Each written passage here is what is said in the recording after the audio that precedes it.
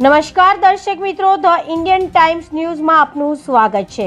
Baleno ગાડીમાં લઈ જવાતો ₹7,83,240નો વિદેશી દારૂ ઝડપી પાડવામાં આવ્યો।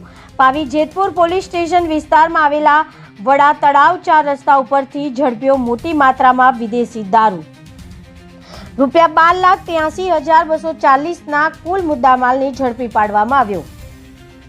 છોટાઉદેપુર પોલીસ અધિક્ષક ઇમ્તિયાઝભાઈ શેખ દ્વારા દારૂબંધીના કડક કાયદાનો અમલ થાય તે માટે સૂચના આપવામાં આવી હોય, જે સૂચના અને માર્ગદર્શનના આધારે અમલદારો કાર્યવાહી કરી રહ્યા છે। સદર સૂચના અને માર્ગદર્શન હેઠળ Chhota Udepur local crime branch PI MF ડામોરના માર્ગદર્શન હેઠળ સ્ટાફના માણસો પાવી જેતપુર પોલીસ સ્ટેશન વિસ્તારમાં પેટ્રોલિંગમાં હતા। તે સમય દરમિયાન પીઆઈએ સૂચના આપી હતી કે મારુતિ સુઝુકી કંપનીની નંબર વગરની સફેદ કલરની બલેનો ગાડી ભારતીય બનાવટના વિદેશી દારૂ ભરી વગર પાસ પરમિટે વડા તળાવ 4 રસ્તા તરફ આવે છે, જે બાતમી અને હકીકતમાં જણાવ્યા મુજબ તપાસ કરતા સફેદ કલરની રજિસ્ટર નંબર વગરની બલેનો ગાડી આવતા તેને કોર્ડન કરી ઊભી રાખવી। 4 વ્હીલર ગાડીમાં જોતા ભારતીય બનાવટના વિદેશી દારૂ મળી આવ્યો હતો।